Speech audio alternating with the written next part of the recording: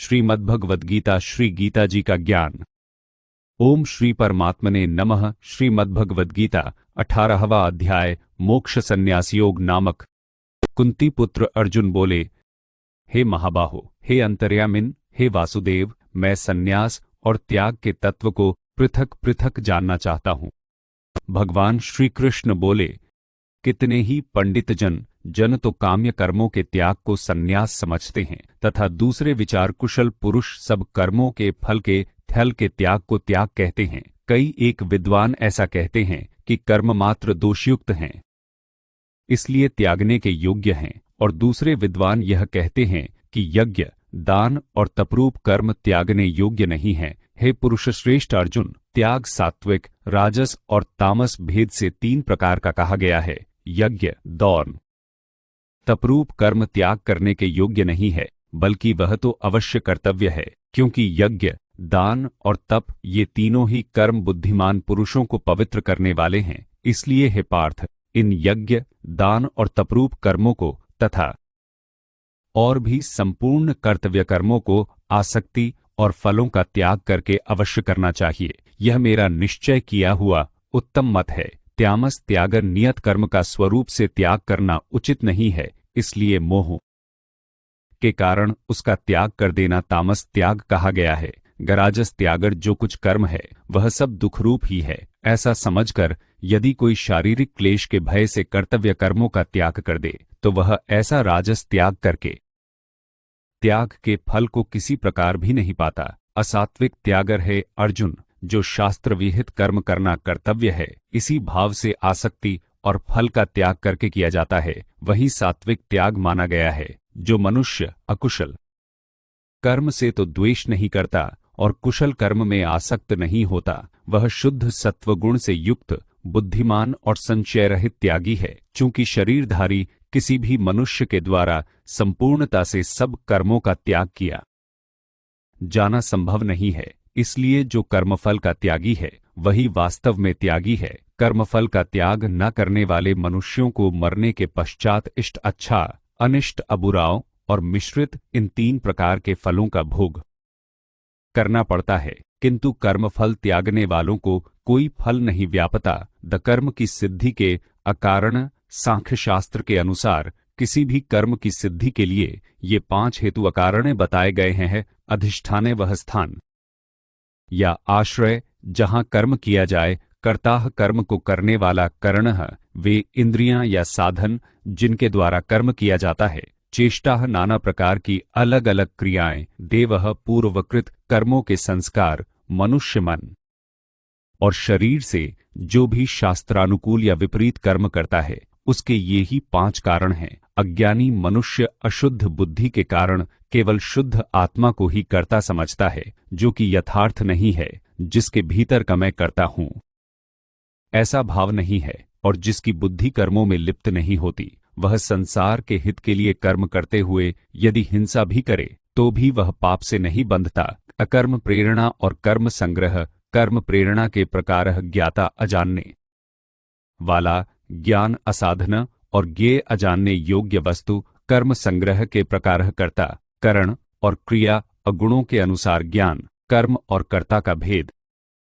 बुद्धि और धृति अधारण शक्ति के भेद। बुद्धि के प्रकार सात्विकीज, जो प्रवृत्ति निवृत्ति, कर्तव्य अकर्तव्य, भय अभय और बंधन मोक्ष को यथार्थ जानती है। राजसीह, जो धर्म अधर्म और कर्तव्य अकर को यथार्थ नहीं जान पाती। तामसीह, जो अज्ञान से घिरी होने के कारण अधर्म को ही धर्म मान लेती है।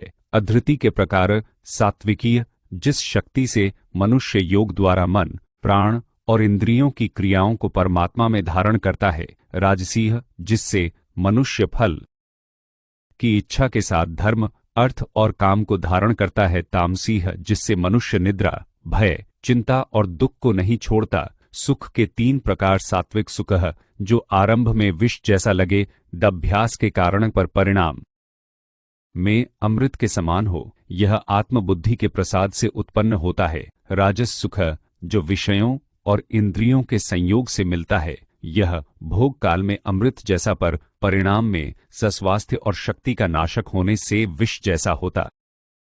और तामस सुख, जो भोग काल और परिणाम दोनों में आत्मा को मोहित करता है और निद्रा, आलस्य तथा प्रमाद से उत्पन्न होता है, पृथ्वी में या आकाश में अथवा देवताओं में तथा इनके के सिवा और कहीं भी ऐसा कोई भी सत्व नहीं है जो प्रकृति से उत्पन्न इन तीनों गुणों से रहित हो है। परंतप ब्राह्मण, क्षत्रिय और वैश्यों के तथा शूद्रों के कर्म स्वभाव से उत्पन्न गुणों द्वारा विभक्त किए गए हैं। अंतःकरण का निग्रह करना, इंद्रियों का दमन करना, धर्म पालन के लिए कष्ट सहना, बाहर भीतर से शुद्ध रहना, दूसरों के अपराधों को क्षमा करना, मन, इंद्रिय और शरीर को सरल रखना, वेद, शास्त्र, ईश्वर और परलोक आदि में श्रद्धा रखना, वेद शास्त्रों का अध्ययन अध्यापन करना और परमात्मा के तत्व का अनुभव करना, ये सब के सभी ब्राह्मण के स्वाभाविक कर्म हैं। शूरवीरता, तेज, धैर्य, चतुरता और युद्ध में न भागना, दान देना और स्वामिभाव, ये सब के सभी क्षय के स्वाभाविक कर्म हैं। खेती, गोपालन और क्रय विक्रय रूप सत्य व्यवहार, ये वैश्य के स्वाभाविक कर्म हैं तथा सब वर्णों की सेवा करना शूद्र का भी स्वाभाविक कर्म है। अपने अपने स्वाभाविक कर्मों में तत्परता से लगा हुआ मनुष्य भगवत प्राप्ति रूप परम सिद्धि को प्राप्त हो जाता है। अपने स्वाभाविक कर्म में लगा हुआ मनुष्य जिस प्रकार से कर्म करके परम सिद्धि को प्राप्त होता है, उस विधि को तू सुन, जिस परमेश्वर से संपूर्ण प्राणियों की उत्पत्ति हुई है और जिससे यह समस्त जगत व्याप्त है, उस परमेश्वर की अपने स्वाभाविक कर्मों द्वारा पूजा करके मनुष्य परम सिद्धि को प्राप्त हो जाता है। अच्छी प्रकार आचरण किए हुए दूसरे के धर्म से गुण रहित भी अपना धर्म श्रेष्ठ है, क्योंकि स्वभाव से नियत किए हुए स्वधर्म रूप कर्म को करता हुआ मनुष्य पाप को नहीं